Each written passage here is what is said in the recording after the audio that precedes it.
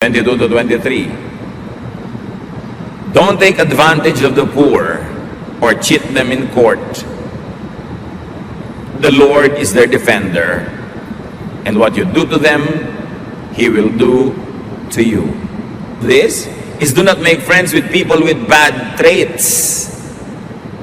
Huwag makisalamuha, makipagkaibigan, makisangkot sa mga taong ang asal, ang gawi, ang pananalita ay laging naghahanap ng gulo o maaaring magsuot sa kanila sa gulo. Kaya ang itatanong natin bago tayo makipagkaibigan o maging malapit sa isang tao, gusto ko bang maging tulad niya?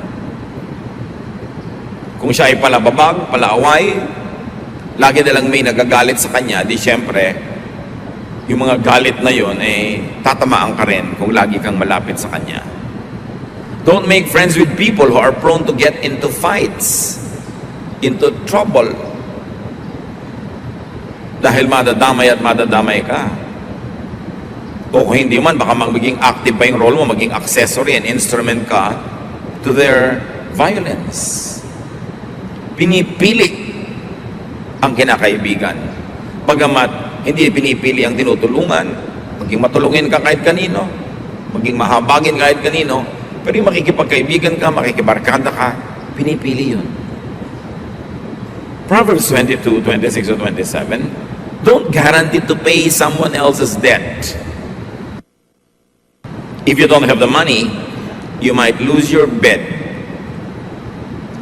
So huwag daw magagarantiya sa utang ng may utang.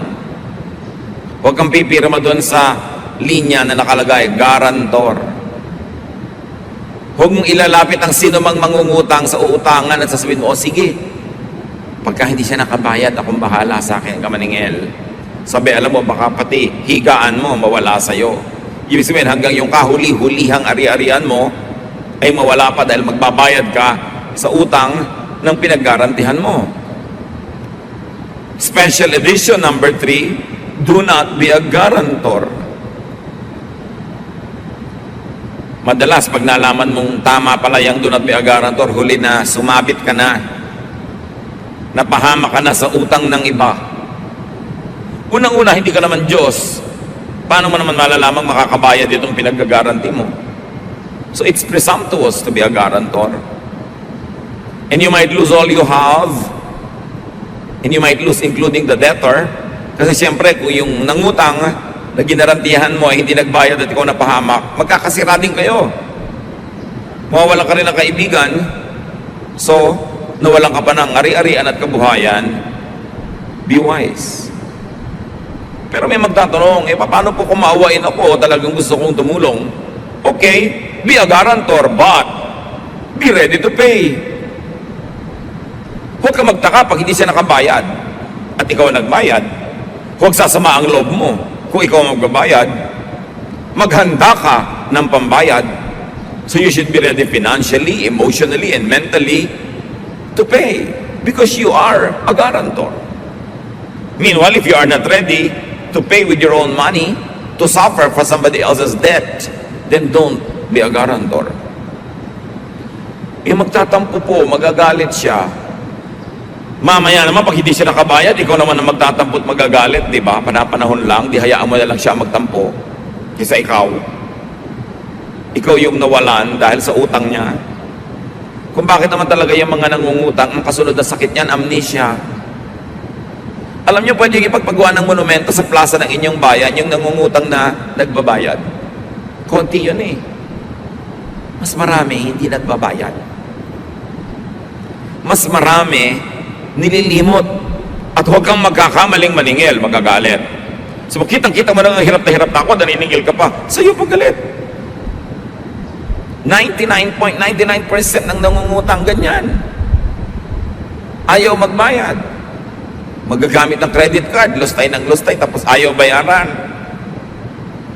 So, kung nagpapautang ka, ihanda mo ng loob mong hindi ka mababayaran at ipagpasalamat mo ang himala, ako mabayaran ka. Ngayon, kung ayaw mo nang sumama pa ang loob mo, ibigay mo na lang. Nangungutang sa'yo ng 1 million. Sabi mo, alam mo, huwag ka nang mangutang, bibigyan na lang kita ng 100. Yan. Para walang samaan ng loob. Maglimutan tayo kung gusto mo matapos ko ito ibigay, okay lang. Hindi yung aasa-asa ka. Lalo kung pang-enroll lang anak mo, ibabayad mo sa rent ng bahay, o panghulog mo sa kung sa iyong pangangailangan mo, ipapautang mo, para kumuha ng batong pumupok sa ulo mo. So, i-quote mo yung verse na yan. Sabi, alam mo, sabi ko silang Biblia, huwag daw ko magagarantor eh. Diba?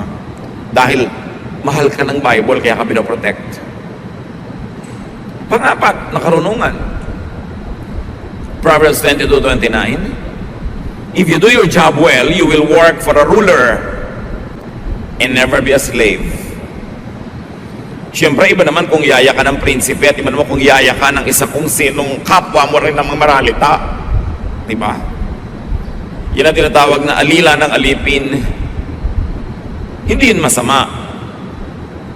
Pero ang sinasabi ng Bible, kung gagalingan mo ang pagtatrabaho, makakapili ka na employer. Kung gagalingan mo, huhusayan mo ang pagtatrabaho, aasenso ka, that you will end up working for the best. So kung ikaw ay hairdresser, kung ginagalingan mo yan, darating ang panahon ang ginugupitan mo, mga star, mga mayayaman, mga mahilig sa magaganda at kayang magbayad. Kung magaling kang driver, ang ending mo, ipagdadrive mo ang presidente ng bansa, o ipagdadrive mo ang mga matataasang ranggo sa lipunan. Kung mahusay kang modista, darating ang panahon, ang igagawa mo ng damit, yung mga pinakamagagandang mga gawa ng damit. Kung ikay mahusay na karpintero, mahusay kang tubero, aasenso ka. So ang work well, yun ang lesson. Maski ano bang trabaho mo, hindi ka magtatagal sa baba pag magaling ka. Kailangan ng mundo ng magaling eh. Sasabihin ba, ang hirap naman po maghanap ng trabaho? Sino may sabi sa'yo? Kahit ngayon mga call center companies, ang dami-daming vacancies. Tens of thousands ang kailangan. Pero hindi lahat qualified. Yung mga hirap na hirap maghanap ng trabaho, liban na lang na hindi pa nadidiscover ang galing nila, kadalasan hindi yun yung magagaling. At dahil marami yun, marami kang kakompetensya sa pag-aagawan nyo sa mga trabaho sa baba. Pero ang daming bakante sa taas. Pinapirate ka pa nga kung magaling ka. Nananahimik ka sa iyong kumpanya, biglang sinusulot ka ng iba dahil magaling ka. So sinasabi dito ng Proverbs, gusto mong umasenso, magtrabaho ka mabuti. Kasi lulutang at lulutang ka. You will end up working for distinguished persons. So ang tanong, who do you work for? Naglilingkod ka ba sa walang kwenta? Baka naman naglilingkod ka pa nga sa masama. Husaya ng trabaho. Working well could set you free from want, from bondage, from mediocrity and nothingness. Ano ang ticket ng maralita tungo sa pag-asenso? Work well. How do you make money? How do you have a lot of money and more than you need? Earn it. Sabi ng iba, marry it. Bihira mangyari yon. Sa teleserye lang yan. Sino namang baliw na mayaman ang gugustuhin mag-asawa sa isang pagkahirap-hirap? Siyempre, ang gusto niya mapangasawa, meron din. So, sino naman na pagkaganda-gandang tao ang gusto mag-asawa sa hindi niya kasing ganda? Bihira rin yun. Bihira yung mga nai-inlove sa kampanerang Cuba. Bihira yung mga prinsesang humahalik ng palaka. At humalik ka man ng humalik, baka nakakaisang daang palaka na yan, tad ka na ng kulugo, hindi pa rin nagiging prince. Usually, titingnan mo siyempre kung maganda ba yung partnership. Sino ngayon ang papatol sa'yo? Di kung mahusay ka, yung mahusay din, yun ang ticket mo para umangat. Kung mahirap ka na nga, tamad ka pa. Hindi mo pa sisikaping mag-aral kung may pagkakataon. At kung may trabaho ka, hindi mo na ini-improve. Pumasok ka na lang at umuwi. Yun ang pinakamataas mong pangarap sa buhay. Hindi mo malang ma-improve ang trabaho mo o produkto mo. Yakapin mo ang kahirapan habang buhay. Hindi ka makakatakas dyan. Kasi ang daan palabas sa kahirapan yung daan ng husay. galing. At napakarami mga taong nakahulagpos, nakatakas sa yakap ng hirap dahil magaling sila. Dahil ginalingan nila ang kanilang trabaho. Work well. Whatever it is, wherever it is, work well. Kasi hahanguin ka na magandang produkto na iyong gawain mula sa kawalan. You don't always have to work hard when you can work well. Maraming tao hardworking pero hindi umaasenso. Hindi naman sinusukat ng langit ang dami ng pawis na inilabas mo sa katawan para magawa ang isang bagay eh. Ang sinusukat, ano naman ang kalidad, ano ang quality ng ginawa mo. Ngayon kung hindi ka naman sobrang pinawisan, hindi ka sobrang napagod, pero ang ganda ng ginawa mo, yun ang kikilalanin, hindi yung pagod. It's not enough to work hard. You have to work well. The product of your work must be outstanding. Whether or not it was very difficult for you to do it. Pero sabi nga, kung mapurol ang isang palakol, mas dapat lakasan ang pagsibak sa kahoy para tumalab ito. Kung mas mapurol ang gunting, mas dapat mong diinan ang paggupit. Mas mapurol ang kutsilyo, mas pagsikapan mong ihiwa ito. So kung medyo mapurol ka, yun, dun mo kailangan ng dagdag na sikap. Hindi ka natural at na outstanding. Hindi ka natural na excellent, dagdagan mo ng effort, ng pagod para mapunan yung kulang. Pero kung naturally gifted ka na, hindi mo kailangan sobrang magpakahirap eh. Just do your best. At bawat isa naturally gifted sa isang larangan man lang sa buhay. Kung hindi ka man umangat, hindi ka umaasenso, hindi ka nagniningning, baka nasa maling lugar ka na hindi bagay sa talentong binigay sa iyo ng Diyos. May ibinigay sa iyo na outstanding ka pag doon ka nag-operate. Hanapin yon at yun ang palakasin. Proverbs verses 1 to 3, chapter 23. Ibang chapter na, kasama sa koleksyon ng 30 golden, with the ruler, with the powerful, with the wise. Ano ang pinakamagandang gawin? Use the meal or the encounter only as a means to connect, not just to eat. Siyempre, pagka kumakain kayo, maganda may conversation. Baka kumain ka na lang ng kumain, nabusog ka na, tapos. You don't get invited again. Solomon is saying, do not prioritize your appetite over decency. Napasarap ka pero talaga huwag kang magpakabundat. Yung iba naman sobrang damang kakainin, mag-uuwi pa. So winasak na ang puri, winasak ang tangal, mabusog lang. Meron naman, yayayain mong kumain sa Japanese restaurant para makaranas naman kung sakali hindi pa nararanasan yon. Para lumawak ang karanasan, dumami ang alam. Ayaw gumamit ng chopstick. Kasi mo alam mo, ganito paggamit ng chopstick. Ay, ayaw ko niyan, hindi ako mabubusog. Hindi kita inimbita para ka mabundat. Inimbita kita para ka maging tao. Yun ang gustong sabihin sa inang nag-i-invite. Ayaw gumamit ng ganito, ayaw gumamit ng, ay, hindi ako sanay sa ganyan. Hindi ka naman nandun lang para lang mabusog. Siyempre, pag naimbita ka, lalo mahusay yung nag-imbita sa'yo, ang goal mo, maimbita ulit. Katulad ng kung restaurant ka, hindi naman goal mo, may kumain lang na customer, ang goal mo, bumalik siya. Pero nandun ka, kumakain ka sa restaurant, wala pang 10 minutes na nandun ka na, decided ka na kung babalik ka or not. Diba? Yun ding naimbita mo, 10 minutes mo palang nakita, alam mo na, hindi ko na ito imbitahin ulit. So kayo ba'y naimbita ulit?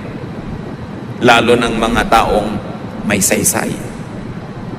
O tayo'y nakakadalaan. Kailangan, hindi nadadala sa iyo ang tao. Lalo yung taong yun ay nakakatulong, may magagawang mabuti, dapat hindi siya madala. Huwag na para kang mga angaw-angaw na insekto na ang dapuan, ubos. Makakadalaan ka. Proverbs 23 verses 4 to 5, ika-anim sa ating koleksyon. Give up trying so hard to get rich. Your money flies away before you know it. Just like an eagle suddenly taking off. So anong sinasabi ni Solomon? Na ang yaman-yaman, don't. So why sell your soul to the devil for money when you can so easily lose that same money? Work for things that last, that endure, like relationships. Huwag bibigyan ng higit na halaga ang pera kesa sa magandang pakikipagkapwa-tao, kesa sa magandang relasyon sa kapwa, kesa sa pagiging makadiyos. Instead of collecting money, collect friends. Collect goodwill. Collect good health. Yan ang mga tunay na kailangan ng tao sa buhay. Ngayon, binigyan ka pa ni Lord ng bonus, yumaman ka, edi salamat.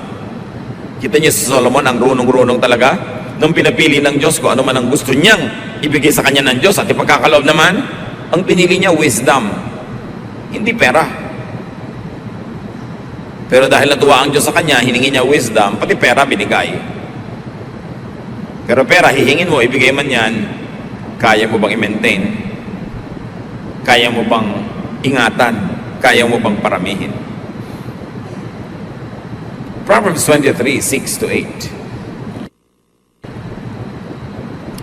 Don't accept an invitation to eat a selfish person's food, no matter how good it is. People like that take note of how much you eat. They say, take all you want, but they don't mean it. Each bite will come back up, and all your kind words will be wasted. Pati ba naman ito alam ni Solomon? At itinuturo. Sabi niya, huwag mong tatanggapin ang paanyayan ng isang makunat, isang kuripot, isang madamot na tao na kumain sa kanyang mesa. Yang mga ganyang tao, bawat subo mo, sukat at bilang. Huwag kang maniniwala pag sinabi niya, sige pa, kain ka pa. Hindi nila yun. Talagang niloloob. Salita lang yon. At kukulang na lang ipasuka sa'yo bawat nilululun mo. Kaya bawat pasalamat mo at papuri, baliwala. Ang sinasabi dito ni Solomon sa atin, do not accept insincere offers. Huwag kang tatanggap ng mga alok na hindi naman taos puso. Mga alok na pabalat bunga. Mga alok na pakonsuelo de bobo. Huwag kang kakain ng nagbibigay sa'yo, alam mo namang hindi naman talaga gusto magbigay. Huwag kang tatanggap ng anumang bagay na hindi naman maluwag sa loob na ibinibigay sa iyo. In other words, discern insincerity. Choose who to receive from. Kailangan, kung pinipili mo kung sinong binibigyan, mas pinipili kung sinong tinatanggapan. Tatanggap ka nga ng tulong, tatanggap ka nga ng bigay, tinutuos naman, isusumbat naman, ipamamalita naman sa iba, wag na lang. Mabubuhay ka naman kahit wala yun eh. Sa katunayan, yung alok ng isang tao hindi taos puso, baka pain o bitag lang. Ano ang kapalit? Anong bayad? Ano ang pakay? At nagbabait-baitan ang di naman mabait. Ano ang pakay at kunwari nagbibigay? Ang isang maramot. Ang isang maramot hindi magbibigay kung wala siyang kinukwentang tubo. So pagtutubuan ka lang yan. Kaya babalik tayo sa mga turo ni Solomon, hindi lahat ng kinahain sa'yo, kainin mo. Huwag kang magpahalata. Huwag kang kain ng kain. Huwag kang consume ng consume. Huwag kang tanggap ng tanggap. Kasi may bayad. Huwag magtiwala sa sobrang magiliw, sobrang mabait, sobrang palabigay, Tapos wala naman kayong pinagsamahan, wala naman talaga siyang sukat tanawin sa'yo. Ba't ang bait-bait? Baka may masamang balak. Sinabi na yan, ibalagtas sa Florante at Laura, kung ang isalubong sa iyong pagdating ay maamong mukhat, may pakitang giliw, lalong pag-ingat at kaaway na lihim, siyang isa-isip, nakakabakahin. Yung ang nice, wala namang pinanggagalingan, may hidden agenda yon. May balak. Pag-ingatan mo. Proverbs 23 verse 9. Don't talk to fools. They will just make fun. Ang linaw, hubad na hubad, simpleng-simple. Don't communicate with fools. Huwag makipag-usap. Huwag makipagkwentuhan. Huwag makipag-text. Huwag makipag-PM. Huwag mag-email. Sa mga kahangalan ang laman ng isip. Don't listen to rumors, gossip, hearsay. Those all fall under the qualification of foolish talk. And especially do not pass or share or spread foolish ideas. Pag may natanggap kang message sa Facebook, huwag share ng share. Lalo't nakakasira sa kapwa na hindi mo personally chinek. O kaya may kwentong nakakatakot. Lulubog ang buong Manila sa lindol, bla bla bla. Nasukat mo na ba? Alam mo ba? Don't share, don't pass. Kasi magdadala ka ng nervyo sa iba, hindi mo naman alam kung sure yun. Lalo kasiraan ng kapwa, totoo man o hindi, don't pass. That is foolish talk. Hindi natin business yun. Kailangan manahimik ka. Lalo ngayon sa social network, ang bilis-bilis kumalat ng balita, maganda man o pangit, dapat merong pang responsibilidad, pananagutan. Pag may naninira sa'yo, sinisiraan si ganung tao, alam mo ba, personally, na-verify mo ba, huwag ka maniniwala agad. Kasi we are people of truth. No matter how convinced a person is to try to tell you about somebody else's kamalian or kapintasan, maaaring nagkakamali siya sa perception niya. At kahit pa nga tama't totoo, dapat niya bang pag-usapan? So listen to wisdom. More so if it's part of Solomon's special edition. Learn from them. Learn from Solomon. Makakaiwas ka sa maraming gulo na darating pa at maaaring makalabas ka sa mga gulong na sangkutan mo na. Pakiramdaman ng buhay, makinig sa karunungan para makaiwas sa mga bagay na nakakasakit sa atin at para rin madiscover natin ang magagandang bagay na inilaan ng Panginoon. Ama namin sa langit, binubuksan namin aming puso at isip sa inyo upang panatilihin yung naroon sa aming isip lahat ng magagandang bagay na aming na-review. Bigyan niyo po kami ng creativity, ng enlightenment para ma-apply namin sa buhay ang mga bagay na ito. Patawarin niyo po kami kung may mga ginagawa kaming mga nanggagaling sa kamangmangan, nanggagaling sa foolishness. Teach us to be wiser as you are the God of wisdom. Pagbulay-bulayan natin mga kapatid, isa man lang sa marami natin pinagsalu-saluhan at gumawa tayo ng mga tiyak na pasya na pakinabangan natin ito at pakinabangan ng mga natin sa buhay. Dear Lord, as we sit still, as we listen for your voice, speak to us and teach us how to operationalize these lofty ideals. Manatili sa presensya ng Panginoon at hanapan ng paglalapatan sa buhay ang mga karunungan ni Solomon.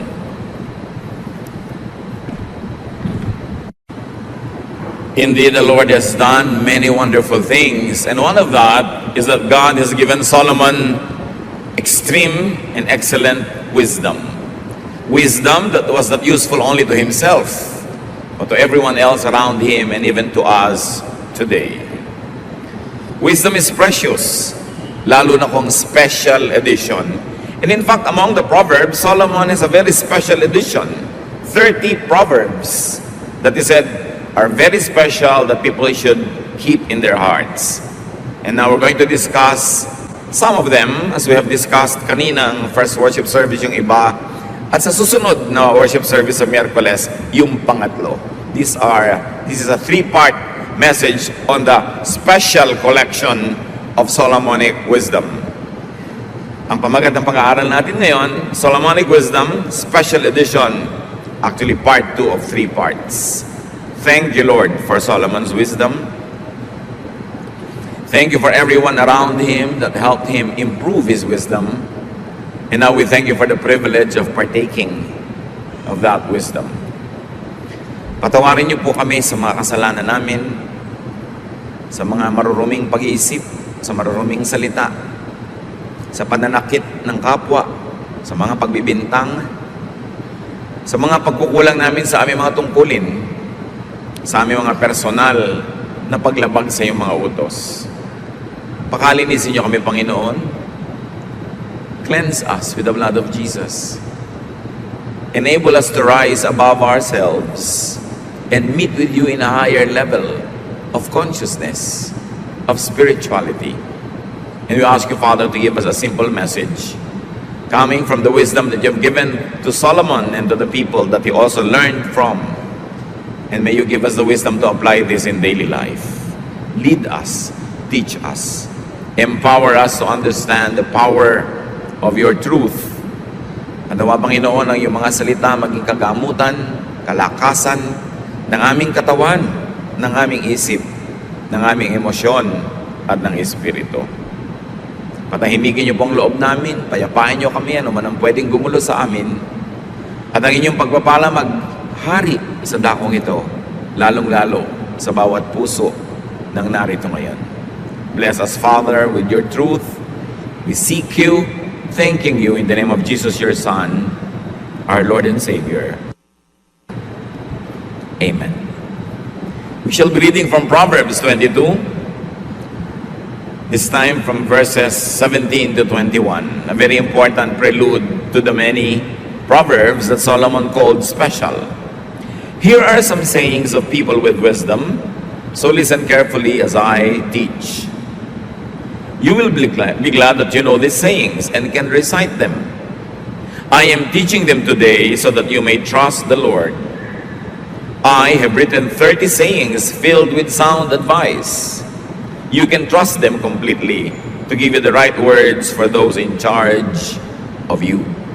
So this is Solomon speaking. Sabi niya, marami akong kinolektang mga kasabihan, karunungan, galing sa mga ninuno, sa mga taong nag-iisip. At inayos ko sila at naging 30 mga salawikain na nagbibigay ng mahalagang payo sa buhay.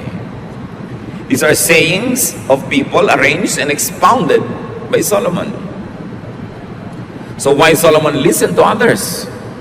Hindi siya kontentong marunong siya at pinarunong siya ng Diyos. In fact, marunong siya kaya marunong siyang makinig sa kapwa.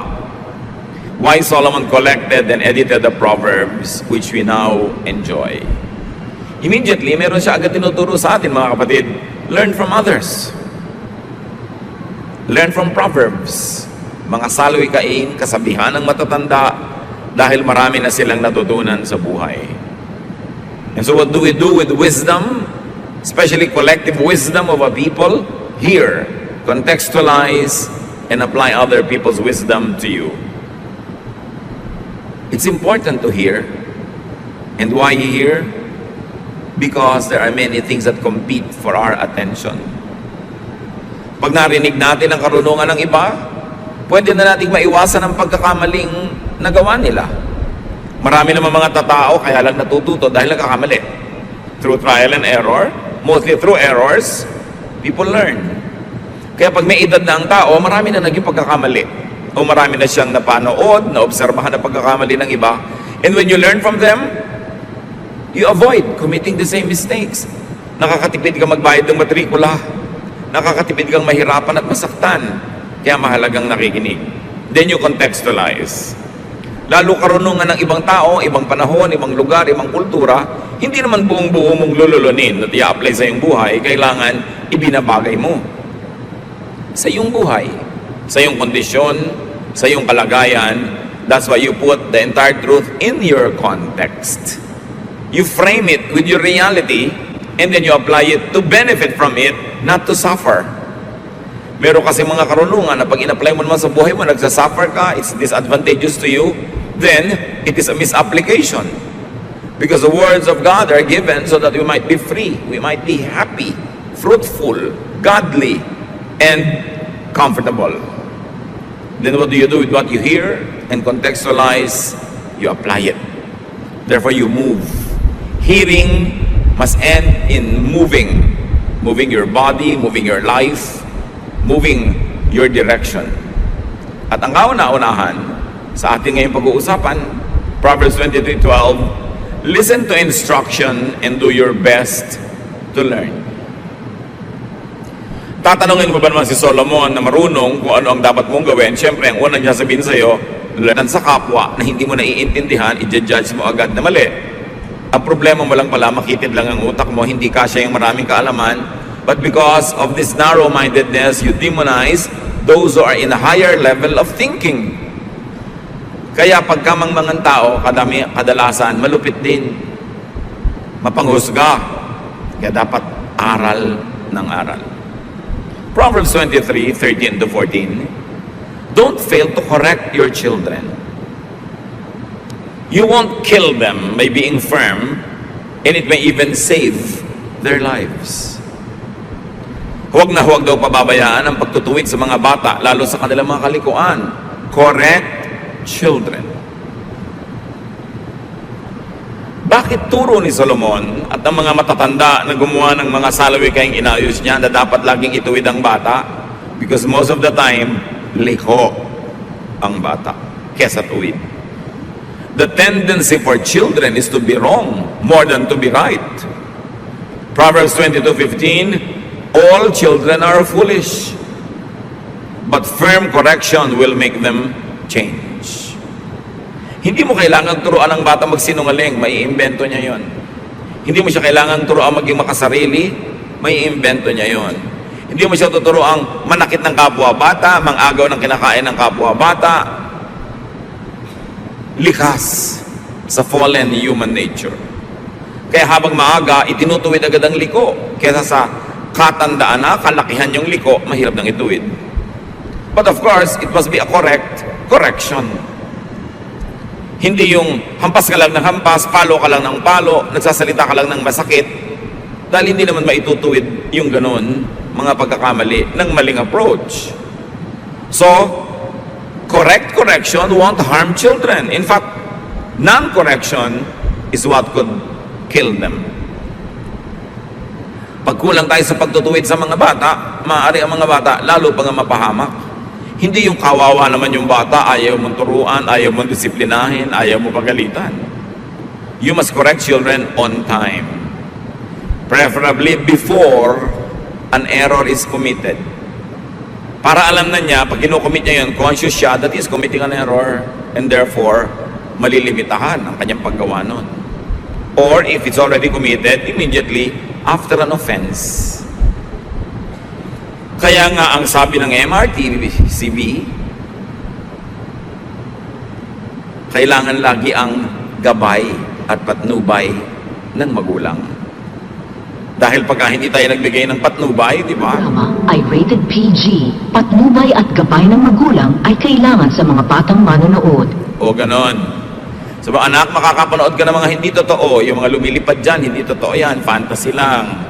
Makakapanood ka ng mga kalupitan, huwag mong gagayahin. O kaya, huwag mo nalang papanoorin. So, dapat nakabantay ka sa mga bata. Makakakita sila ng eksena ng mga tao sa street. Sinasabi mo agad, nag-editorialize ka na. Anak, huwag mong gagayahin yung kilos na yan. O yung dura ng dura sa kalsada, huwag mong gagayahin yan. Etc. etc. Kailangan ng pagtuturo, pagtutuwid. Kasi halos wala pang laman yung isip ng mga bata. Kung ang mauna doon, mahirap nang tanggalin.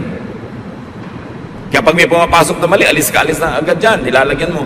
And this is probably one of the very difficult social costs of having so many parents working in places away from their children.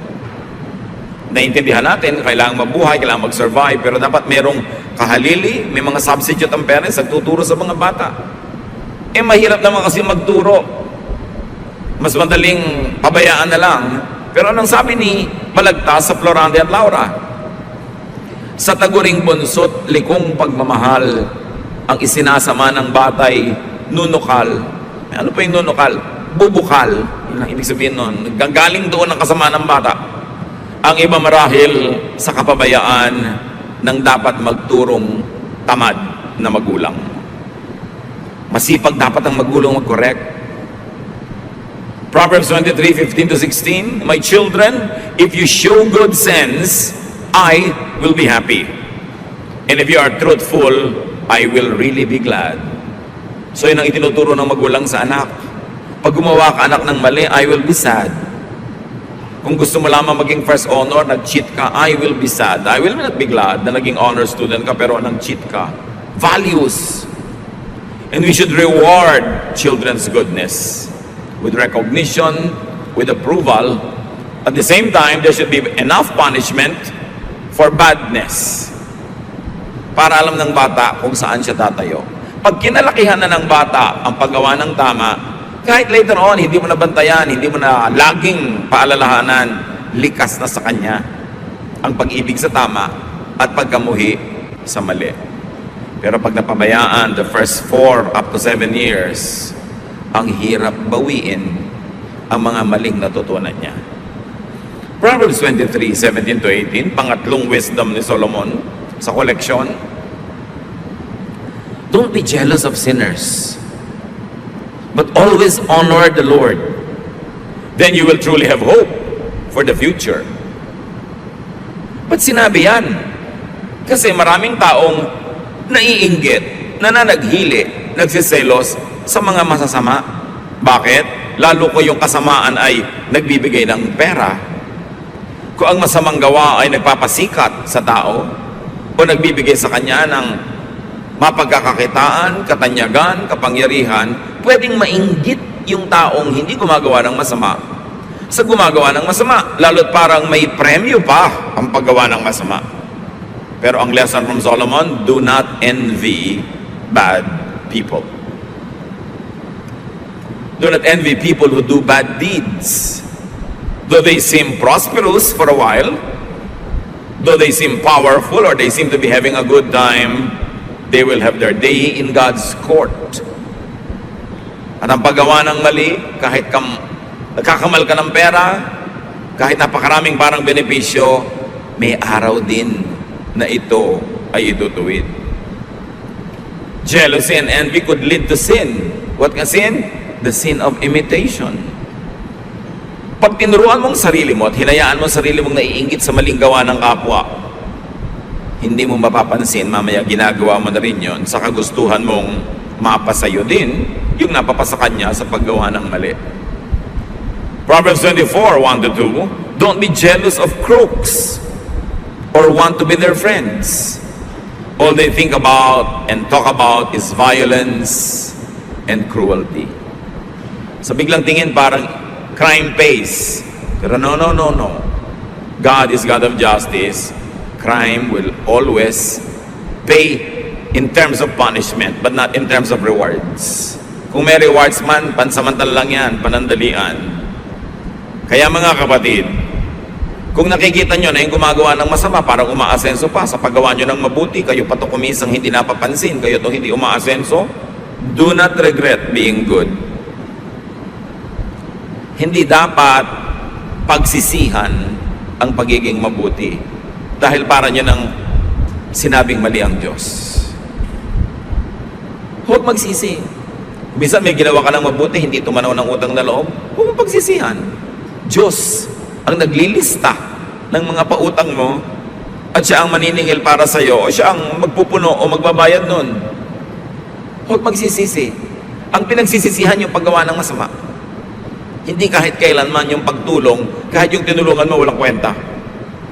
It's always a privilege to do good because God is good. And good deeds belong to God. And bad deeds belong to the devil. Huwag magsisi. Ipagpasalamat yung opportunity to have done good. Proverbs 23:19 to 21. Listen to me, my children. Be wise and have enough sense to follow the right path. Don't be a heavy drinker or stop yourself with food. It will make you feel drowsy and you will end up poor with only rags to wear. O isa pang turo. Siyempre pag sinabing children, hindi lang ito little infants. Lahat ng mga anak ng tao, anak ng Diyos, kahit mature ka pa, tinutukoy, huwag ka daw magpapakalasing, huwag kang mahumaling sa alak, at huwag kang sobrang kumain. No? So may mahihilo ka. Di ba, minsan may kumakain, bakit ganyan? Nagdidilim ang paningin ko sa kabusugan. Ayaw pa tumigil. Nakalawit na yung pusod, kain pa ng kain. Sinasabihan na ng doktor, bawal mo itong kainin. Talagang hindi mapigil, kain ng kain. Tapos pagkakain naman, bakit ba ang dami kong kinain? Ang bigat tuloy ng tiyan ko, magsisisi naman. Lalo yung mga maglalasing. Paggising, bakit yung asawa niya bangas-bangas ang mukha? Bakit ganyan ang mukha mo, my dear? Aba, pinagsusuntok mo ako kagabi. Ay, sorry, kiss ng kiss sa mga pasa. Nasaktan na. Ito namang si babae na kisan lamang, nakangiti na uli. Gusto mong kape. Matapos mabugbog. These are specifics. But really, what it is saying in general is do not indulge in pleasure, in vice that are bad to your body, bad to others who care for you. Yung mga sobrang naglalasing, may sakit na nga sa atay, ayaw tumigil kumain ng matatamis, may diabetes na nga. Kain pa ng kain ng mga cholesterol, may sakit na nga sa puso.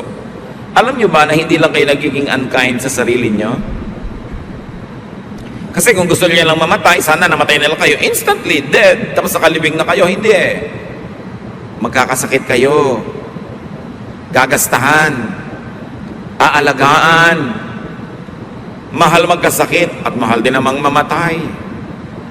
Ibibili kayo ng ataol. Ibibili kayo ng libingan, paglalamayan, magastos din. Yung mga tao na hindi nagmamahal sa kanilang kalusugan, ang totoo nun, nagiging malupit kayo sa mga nagmamahal sa inyo dahil alam nyo naman na magdurusa rin sila. Hindi lang kayo kung kayo yung magkakasakit. Kaya dapat may pananagutan tayo sa isa't isa. Anak ka? Naku, I will not indulge in very dangerous sports kasi pagka bigla ako na paralitiko dito, buong buhay ko, aalagaan ako ng magulang ko, tumatanda na sila, mag-aalaga pa sila ng na-paralyzed dahil sa isang very dangerous activity.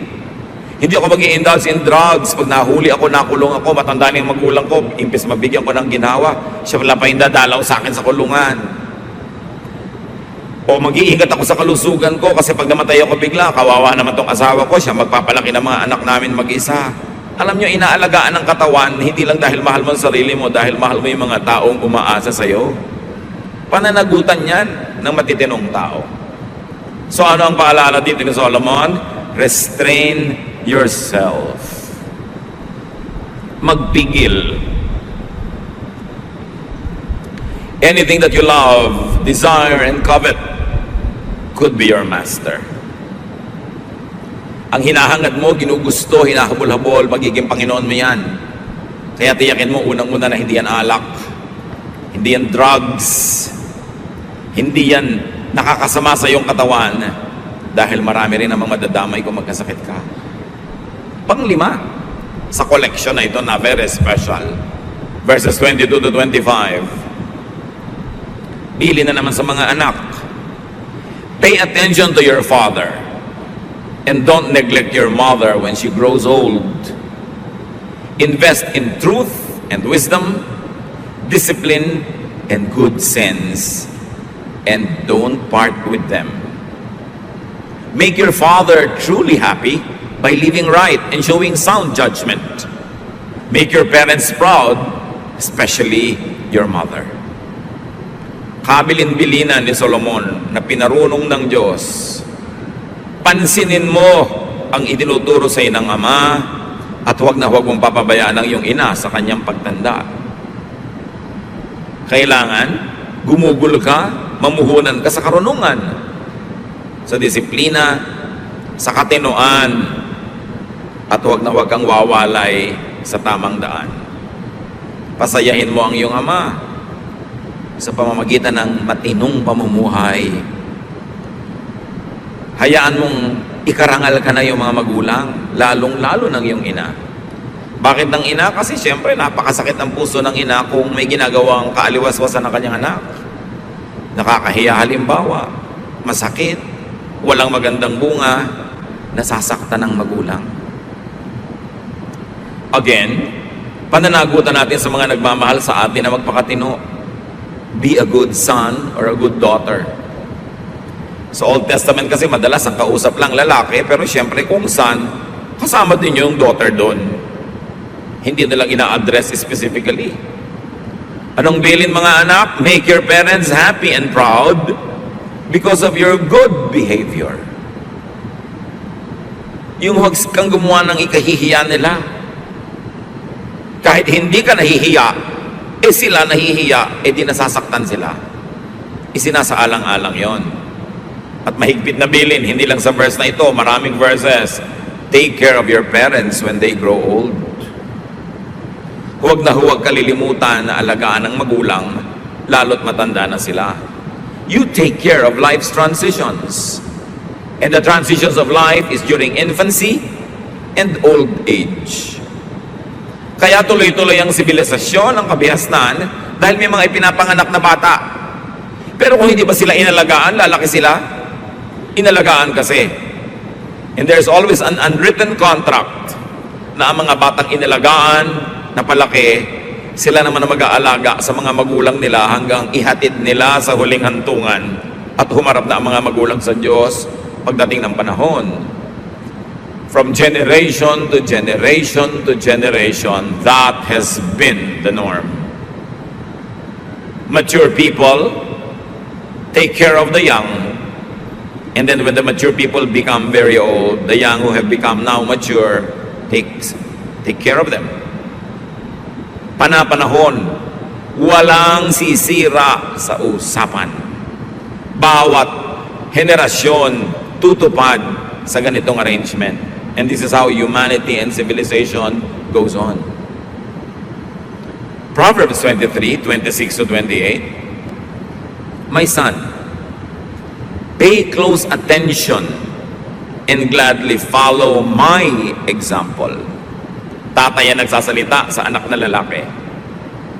Bad women and unfaithful wives are like a deep pit. They are waiting to attack you like a gang of robbers with victim after victim. So lalaki sa lalaking usapan, anong sabi ng tatay sa anak? Avoid, beware of bad women. And here, the context of bad is sexually promiscuous women who are not faithful to their own husbands, who seduce men who are husbands of other women, or women who seduce men away from their duties, away from their godliness, away from their good sense. Of course, pwede mo rin baligtarin yan. Pwede mong sabihin din sa women na beware of bad men. But just the text is talking about a father saying this to the son. So anong unang-una dito ang leksyon, mga tatay? Be a model father to be able to say this. Tatay, you want to be a good father? The first step in becoming a good father is by being a good husband to your children's mother. Paano ka magiging mabuting tatay kung hindi ka mabuting asawa sa nanay nila?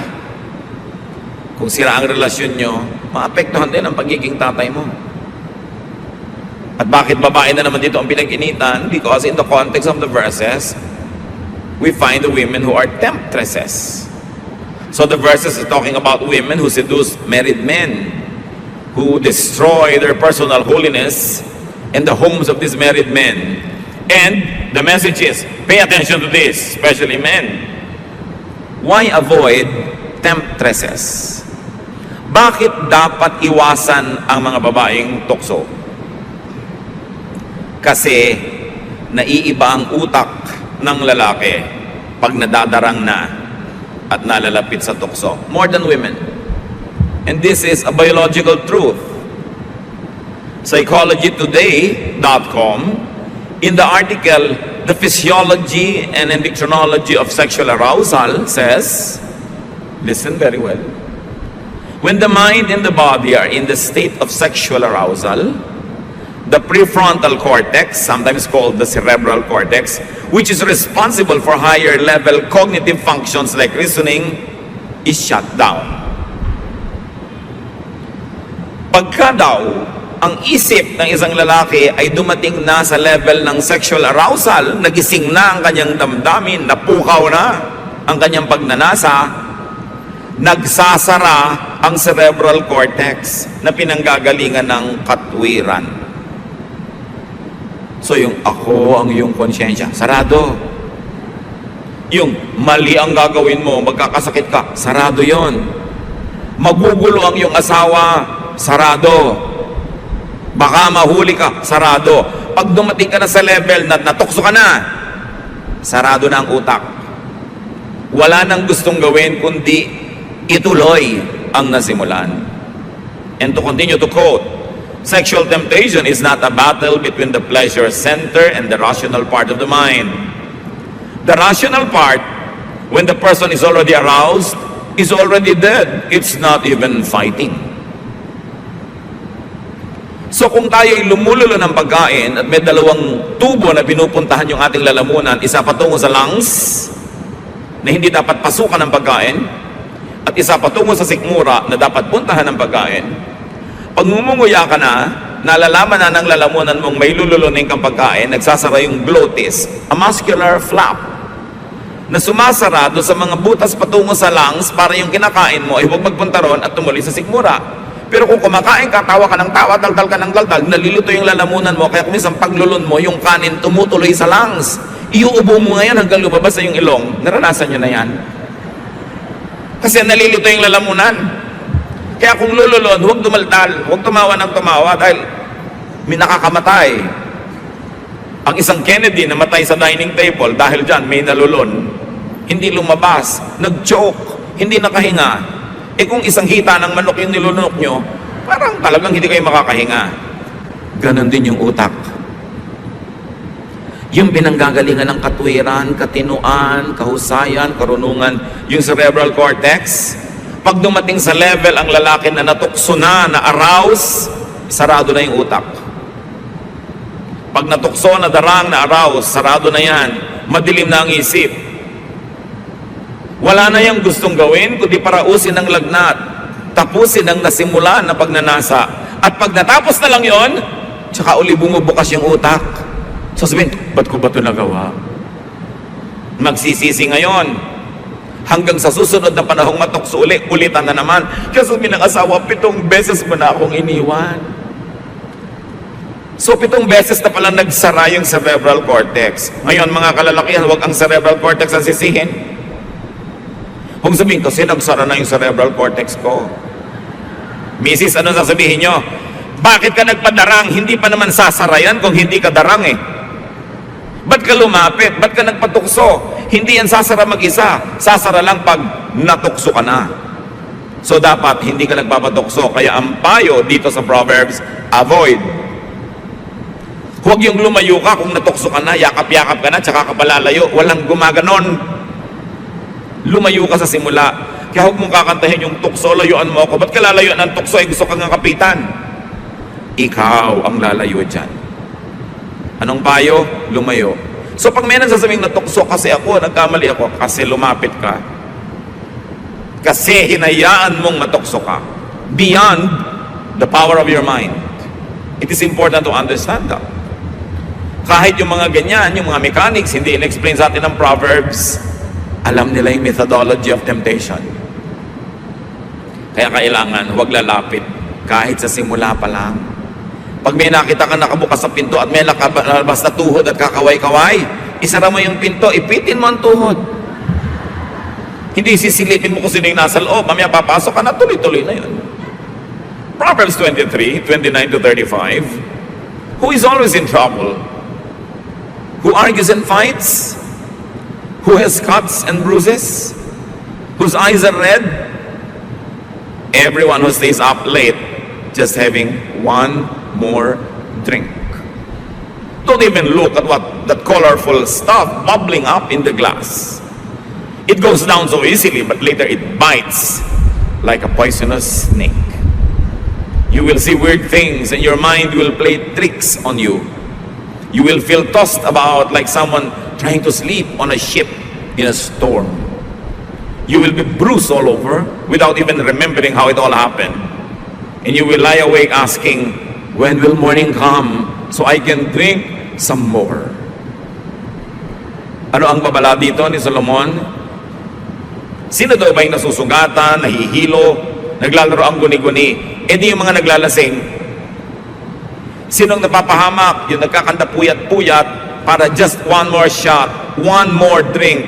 At mamaya, just one more hanggang abutan na ng umaga, gising pa sa pagbibisyo. Ito ang ipinakikilala sa atin ng Solomon. Do not be a drunkard. Do not indulge in vices. At syempre, yung alcohol dyan is only a metaphor of all vices. Huwag kang magpuyat ng kasusugal. Tapos tulog ka sa araw.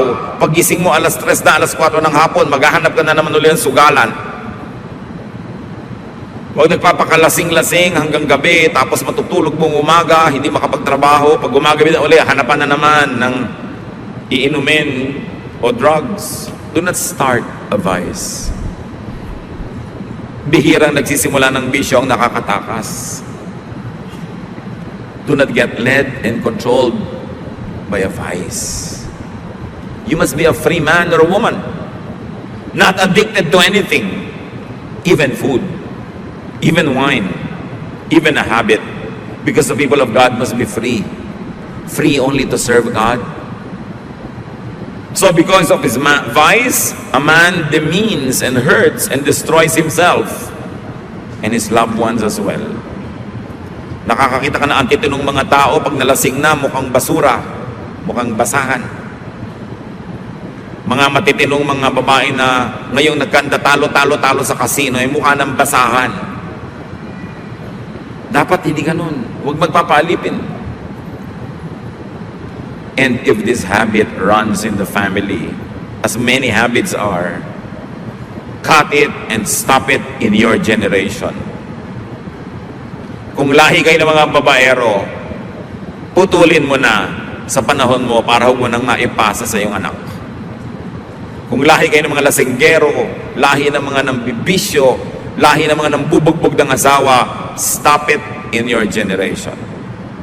Kung lahi kayo ng mga nangangaliwa, lahi ng mga hindi matapat sa mga asawa hanggang kalolalahan nyo, alam nyo talagang mga makakate, stop it in your generation. How can we do that? We can do that because Jesus saves us. Because Jesus can cut generational curse. Napuputol niya, napapatid, maging ang mga saling lahi ng mga masasamang bisyo. Because the power of the blood of Jesus can set us free from the power of darkness. So huwag sisihin ng mga kamag-anak, ang mga kalolalalahang na mayapa na. Kuminsan, yung mga generational sins, hindi naman dahil sa genes, hindi genetics, culture. Yung kasi ang culture ng pamilya, yun ang kinalakihan mo. Pag hindi ka conscious, yun din ang paraan ng pagpapalaki mo sa anak mo.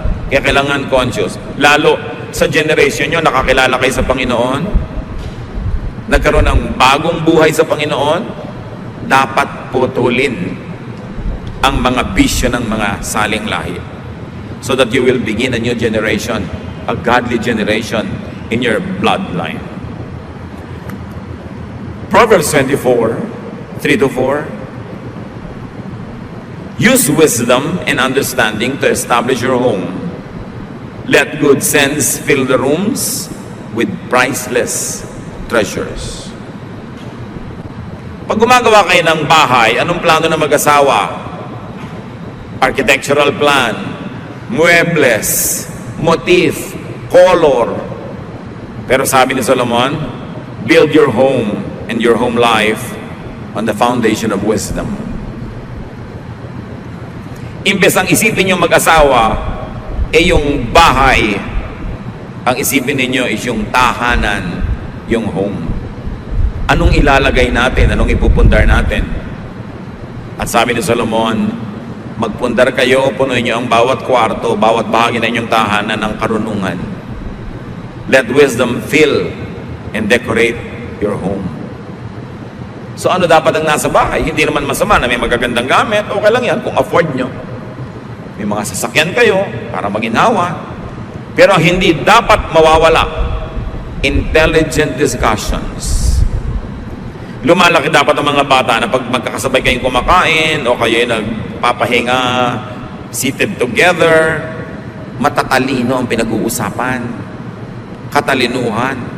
Hindi mga walang kwenta-kwentang bagay. Hindi mga kalaswaan. Hindi mga chismis. Katalinuhan.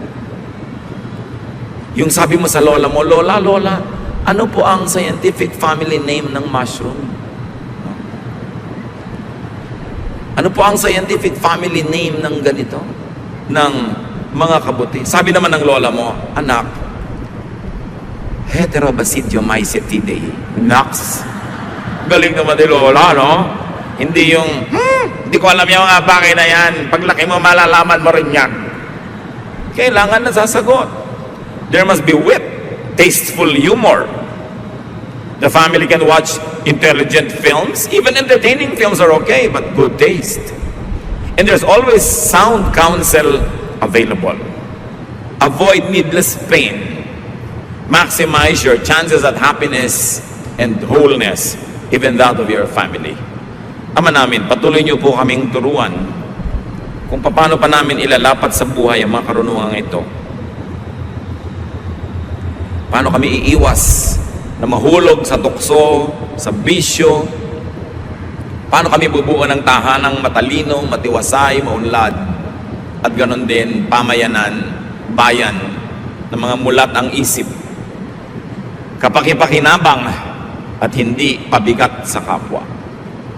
Pakita mo sa amin ang karunungan ni Solomon na hindi lang para sa kanya o sa kanyang bayan at panahon, para rin sa amin ngayon.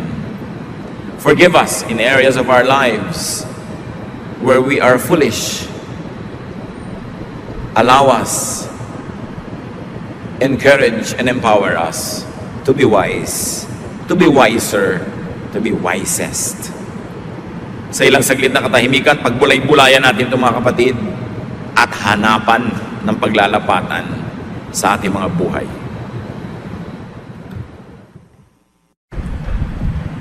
Wisdom is very, very precious. Wisdom can save us from trouble when we already are in trouble. And wisdom can even prevent trouble from happening. Bilang bahagi po ng tatlong mini-series on the special edition of wisdom, atin po ngayong tutunghayan yung pangatlong bahagi nito, Solomonic Wisdom Special Edition. Third part of 3 parts. Salamat Panginoon dahil masarap sumubaybay sa serye na yung mga salita. Masarap ding subaybayan yung development ng mga ideya na ibinigay mo kay Solomon. At ngayon, pinakikinabangan namin sa aming buhay. Nawa payapain niyo po kami, tahimikin yung loob namin, Panginoon. Ano man ang pwedeng maging sagabal para mapagpala niyo kami. Mga nangyaring inaalala namin, mga di pa mangyayaring inaalala na rin namin, iwaksi mo sa aming isipan. Patawarin niyo po kami sa aming mga kasalanan. Linisin niyo po kami, Lord. Nang makatanggap kami ng mga sariwang salita na nagpapalakas sa amin at nagtataas ang iyong pangalan sa aming kalagitnaan. Forgive us, cleanse us, empower us to understand your word. Let wisdom rule our lives so we may please you, O God, and so that we may also have a life that is peaceful, prosperous, and happy. We commit to you everyone who's not here yet. Kayo po ang siya magpala. At sino man na ninais na makarating ditong hindi ngayon makarating, may comfort come from you, and may that person also be blessed by you directly from your spirit and from your heart. Father, we commit everything to you, asking you to bless us and lead us. May your voice be heard and not that of your servant. Kayo ang madinig namin lahat at mangusap po kayong may kapangyarihan. Dalangin namin ang lahat ng ito sa ngalan ng iyong anak na aming tagapagligtas, si Jesus, na siyang umiibig sa amin.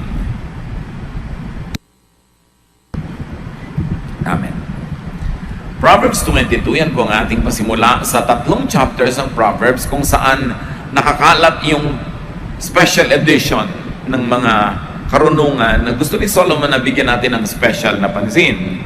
Proverbs 22:17 to 21 introduces the body of wisdom. Here are some sayings of people with wisdom. So listen carefully as I teach. And here Solomon speaks. You will be glad that you know these sayings and can recite them. I am teaching them today so that you may trust the Lord. I have written 30 sayings filled with sound advice. You can trust them completely to give you the right words for those in charge of you. 30 sayings serialized in 3 messages. Kaya yung huling 10 ang bibigyan natin ng pansin ngayon. Now, sayings of people obviously were edited and expounded by Solomon. Nangolekta siya ng mga kasabihan, inayos niya para madaling masulat at madaling matandaan, madaling bigkasin, madaling mamemorya, at ngayon sabi niya, pansinin ninyo, dahil ito ay para sa inyong ikabubuti. Why Solomon listened to others and collected and edited Proverbs? Immediately, there is a lesson that we should learn from others. Kahit si Solomon ang runong-runong na, binigyan ng Panginoon ng superior na karunungan, nakikinig pa rin sa iba. Kaya nga siya marunong eh. At isa yan na senyal na marunong ka nga, marunong kang makinig sa kapwa. So learn from Proverbs because you save time and effort. Maraming mga kasabihan at karunungan, ang tagal bago na develop, bago na diskubre ng mga rumunong.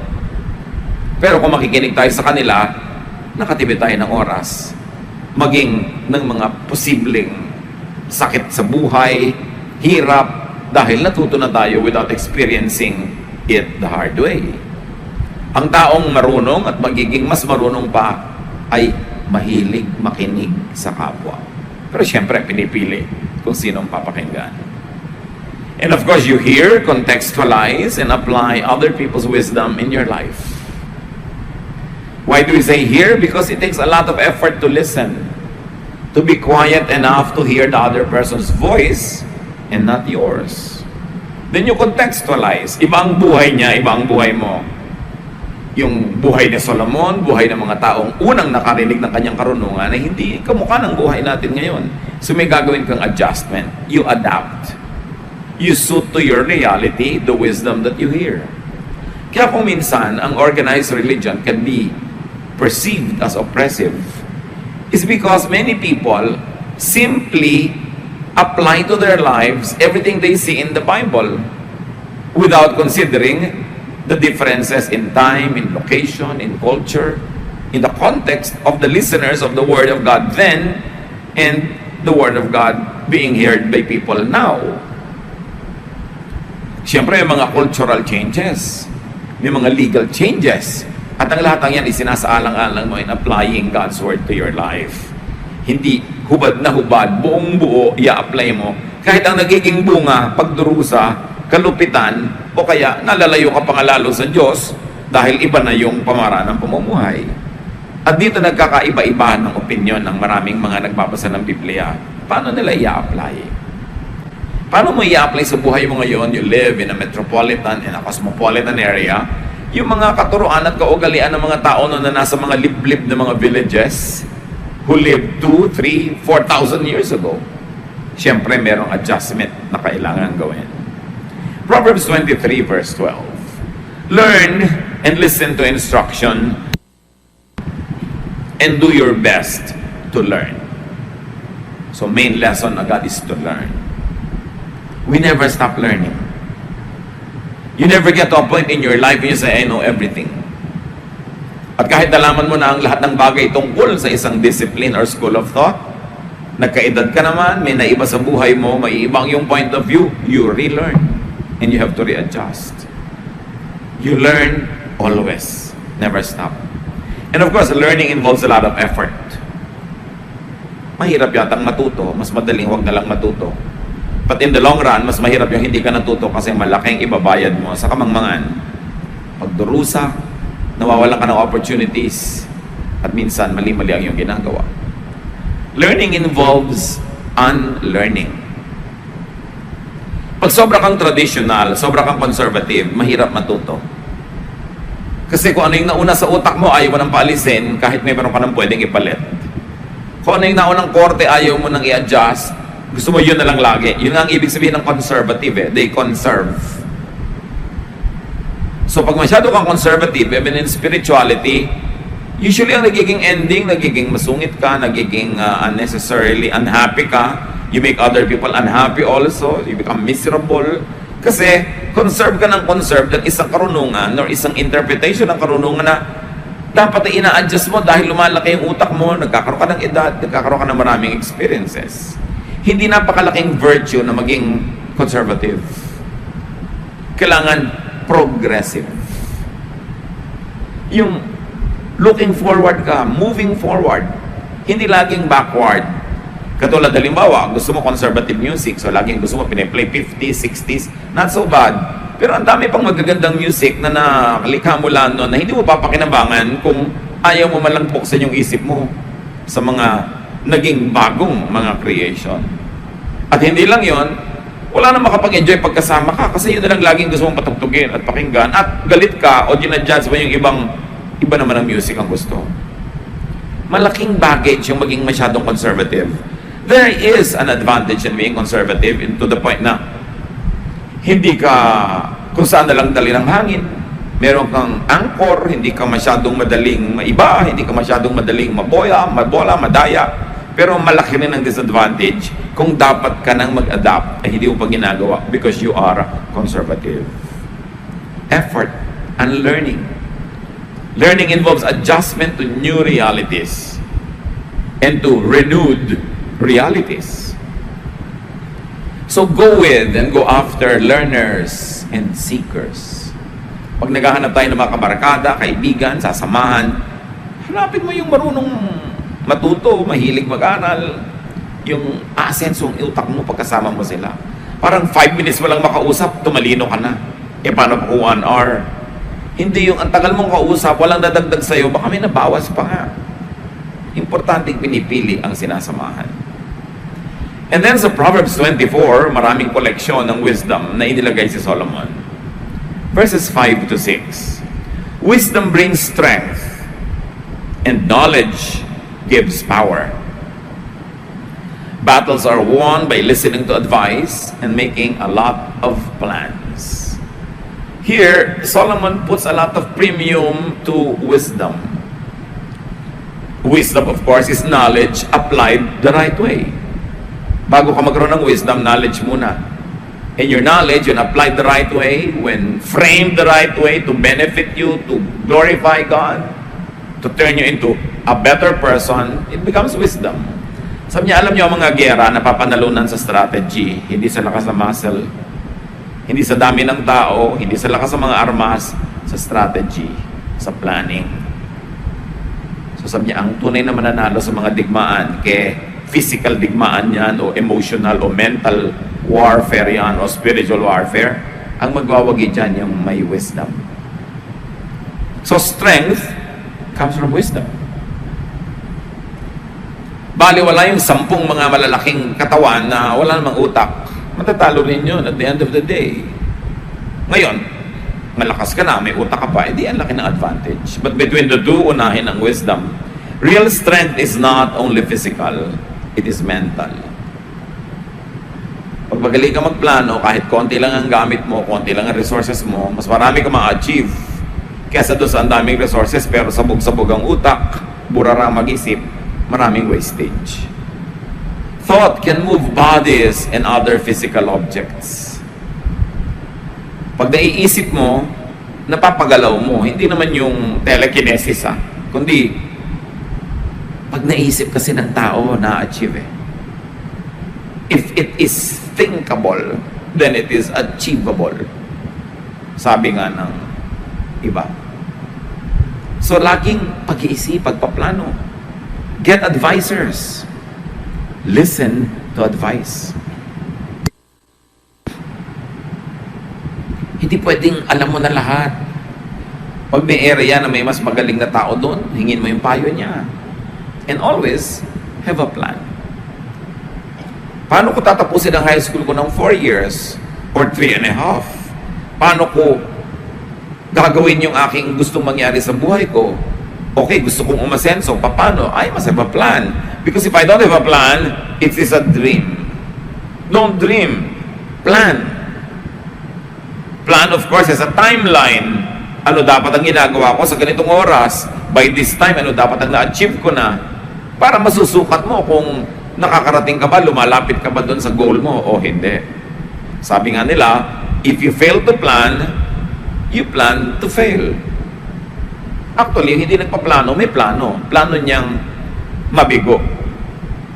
Kasi hindi magkakaroon ng direction yung effort niya sa buhay. Kung tutusin, alam na natin ito lahat eh. Pero sabi nga ng matatanda, ang paalalay gamot sa taong nakalilimot. And it's always good to go back to the Proverbs. Yung dala mo lagi Bible mo, kay electronic yan, o talagang tunay na mga papel na pages. Tapos, kahit na may kausap ka, 3 minutes pa siyang bago dumating, nagbabasa ka ng konting Proverbs, ang dami na agad ang napala mo doon. Always feed yourself with wisdom of the ages. At nandyan, maraming Proverbs. Chapter 24, verse 7, wisdom is too much for fools. Their advice is no good. So fools cannot appreciate wisdom. So do not try to discuss wise things with a foolish person. Magagalit siya, mabobor, maiinis lang sa'yo. Paano po malalaman kung sino daw ang wise o ang foolish? Ito na nga isang sign. Fools cannot appreciate wisdom. Pagka merong matinong usapan, ayaw niya. Meron kang magandang sinasabi, ayaw niyang pakinggan. Alam mo na, ay, in this area, at least in this area, this person is foolish. Not for you to advertise it everywhere, but for you to be able to design what you might do with this person. Never listen to fools. Ina-assess mo without outwardly judging people so that you will know how to behave with this particular person. And though you know, ay, marami siyang foolishness, therefore I will watch myself not to listen to this person. Or, whenever I'm listening, I should be very, very careful. Baka niya ako ma-influence wrong. Baka niya ako madala sa mali. Nag-iingat ka. Proverbs 24, 8-9, no one but troublemakers think up trouble. Everyone hates senseless fools who think up ways to sin. May application dito agad sa sinasabi ni Solomon. To avoid troubles, avoid fools. Nakita nyo, pagka nagkakaproblema yung isang tao, malalaman mo, ang dami pala niyang partner in crime, ang dami palang dawit, ang daming nakasabit. Dumadami yung nagkakaproblema kasi nagka-involved sila eh. So you avoid trouble by avoiding fools because fools are always attracting trouble. Isa pa yan na definition ng fool. Lagi siyang parang magnet, dinidikitan ng problema, dinidikitan ng gulo, sinusundan ng away, kahit saan magpunta. Therefore, that person has very foolish ways. That's why you avoid being with this person often. E paano kung dumating yung dagok ng langit sa kanya habang katabi ka? Eh di syempre, may tama na rin sa'yo yun. People who always get into trouble are fools. Kaya, kawawa naman yung ang napangasawa, foolish. Wala na siyang ginawa kundi ayusin yung gulo na sinusuotan ng asawa niya. Wala na siyang ginawa kundi ayusin yung gulo na ginagawa ng kanyang anak. Mga ganon. Proverbs 24:10, don't give up and be helpless in times of trouble. Ito ang mahalagang wisdom. So, times of trouble are times for firmness and perseverance. Pagka mahirap, may project ka, dumating sa oras na hirap. May pagsasama kayo mag-asawa, dumadaan kayo sa oras na magulo, mahirap. Sabi, don't give up. May ginagawa kang proyekto, dumating ka sa period ang hirap na, don't give up. Nag-aaral ka, ang hirap na, don't give up. Alam nyo kasi ang mangyayari pag nag-give up kayo mga kapatid. Lalaki na sana yung mundo nyo, dinadala na kayo ng problema nyo sa opportunity na matatalo nyo siya. At alam nyo naman ang mangyayari pagka nanalo kayo over the problem and over the trouble. lalaki yung utak nyo, lalaki yung confidence nyo, lalaki yung mundo nyo. Pero pag papalaki na yon, tas biglang natakot ka, tinamad ka, ayaw mo nang mahirapan, umatras ka sa safe area, umatras ka sa comfort zone mo, pinaliit mo yung mundo mo. At anong mangyayari doon pag pinaliit mo? Baka buong buhay, hindi ka na magkalakas loob uli na harapin yung malaking challenge. Therefore, pagkakasyahin mo na yung sarili mo sa maliit na mundo all your life. Nahihirapan ka na mag-aral. So, nag-give up ka na. O di-drop out ka ngayon. Kailan ka pa uli magkakaroon ng lakas ng loob na mag-enroll? Nadala ka na, natakot ka na. Habang tumatagal yung panahon na umatras ka doon sa problema, lalong lumalaki yung paniniwala mong hindi mo naman talaga kaya yon. Or buong buhay nag-iisip ka, kinaya ko kaya o hindi? May trouble kayo mag-asawa, ang laking gulo. Hihiwalayan mo na lang, lalayasan mo na lang, o sosolven mo yan. Kasi kung hiniwalayan mo, liban na lang, nanganganib yung buhay mo dahil ang trouble pala, gusto kanyang patayin, no? Iba naman yun. Pero hiniwalayan mo, ano ngayon ang gagawin mo? Kasama ka na lang sa iba. O sasama na lang siya sa iba, o pareho na lang kayo walang partner all your life. Thinking, ano kaya mangyayari ko, ipinaglaban ko? So pag nakasubo ka na, lalo't hindi man masama yung kinasubuan mo, marriage, project, business, ituloy mo kahit mahirap. Na kung hindi mo nagtagumpay, hindi ikaw ang may kasalanan. Pero mahirap yung ikaw na mismo ang sumuko dahil ayaw mo nang mahirapan pa. Kasi kung alam mong hindi naman ikaw ang sumuko, talaga lang hindi tama ang panahon, talaga lang hindi nangyari yung dapat mangyari, susubukan mo uli yun eh. At malamang na mapagtagumpayan naman yung susunod. Pero pag ikaw mismo yung umatras, may effect sa'yo yon. Mawawalan ka na ng pananalig sa pwede mong magawa habang buhay ka na ngayong makukulong sa maliit na utak. Sayang naman ang buhay. Kung uubusin mo na lang sa maliit na mundo, pwede namang lumaki. Lesson from Solomon: don't give up in the middle of difficulty. Tsaka kung sa kalagitnaan ka, tsaka titigil, di sayang lahat yung investment mo, sayang yung nailagay mo na effort, panahon, sayang. Huwag niyong padaliin ang buhay na tuwing may mahirap, aatras na lang kayo sa madali. Kasi magsisimula kayo ng pattern ng atras, ng atras, ng atras. Ang buhay dapat abante ng abante ng abante para umaasenso. Proverbs 24, 11 to 12.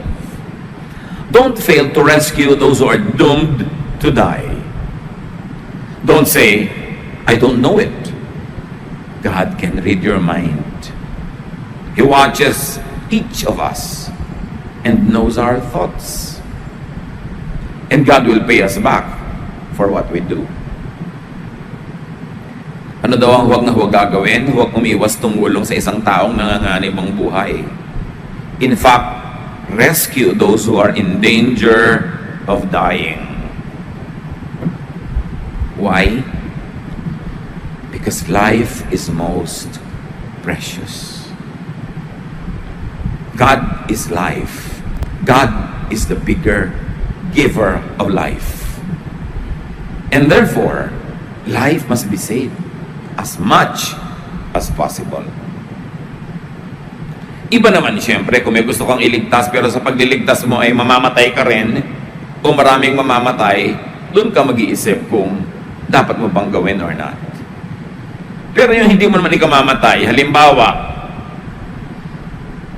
merong bloodletting, merong donation ng blood, ikamamatay mo ba naman na mag-donate ng mga isang balding dugo?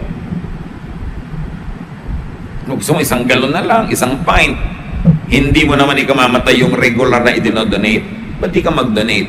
Nagliligtas ka ng buhay nun. Kahit hindi mo kaharap yung nag-aagaw buhay, may pangdudugtong sa buhay ng isang maaaring malagutan ng hininga dahil walang dugong available, yung ibibigay mo.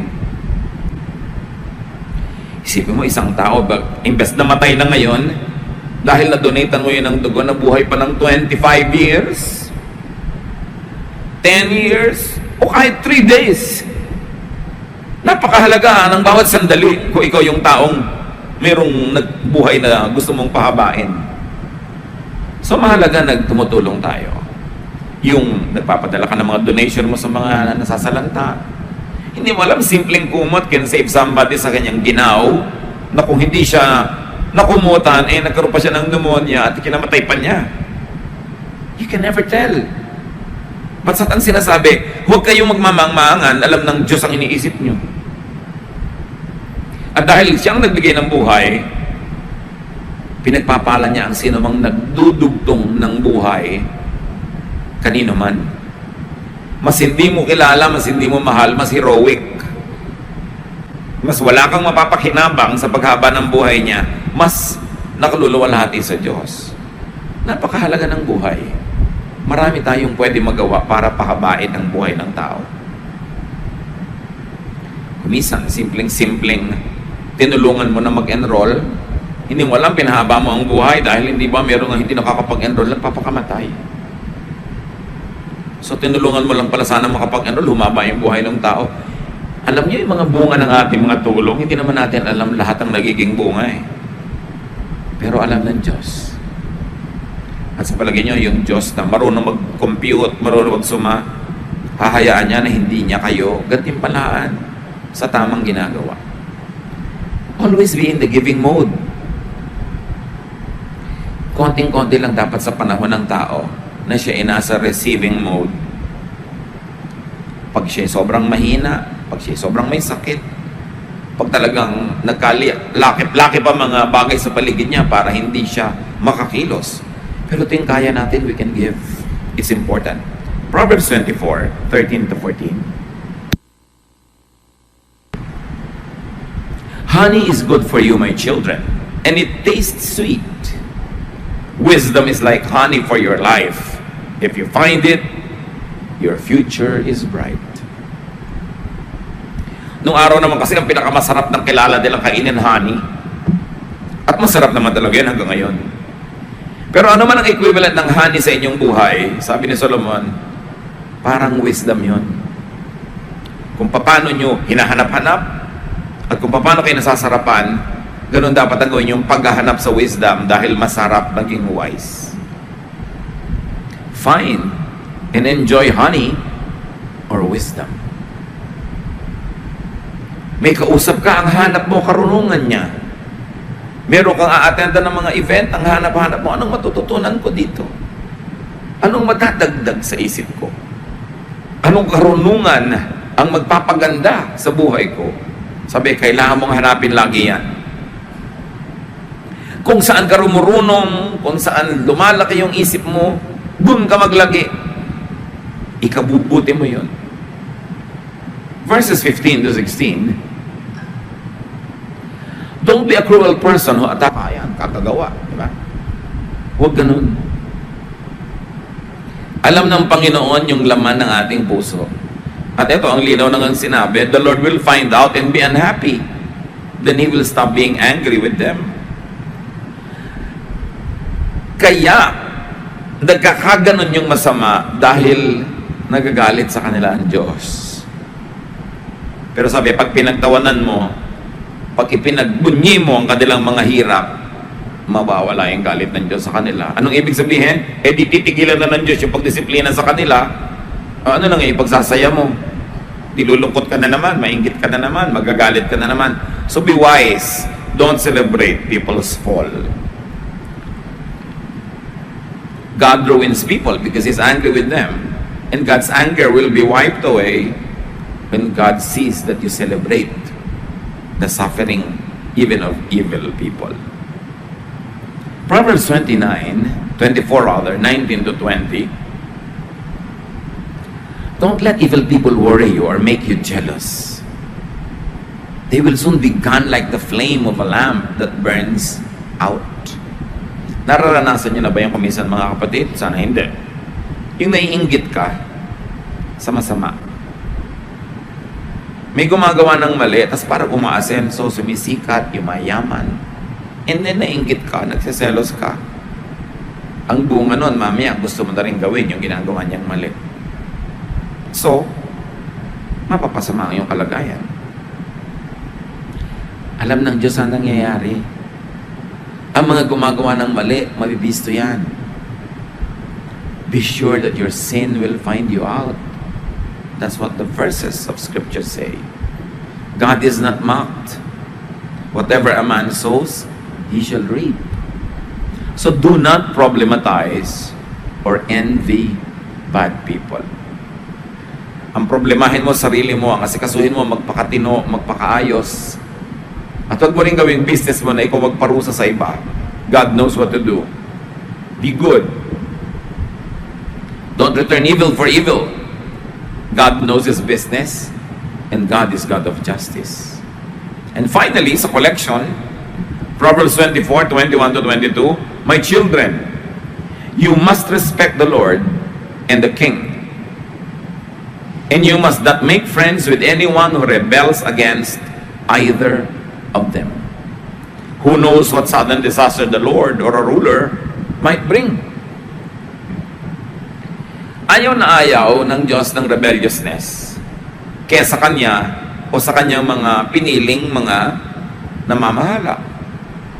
And generally speaking, unless a ruler is obviously, hopelessly evil, God likes that ruler to be in His position.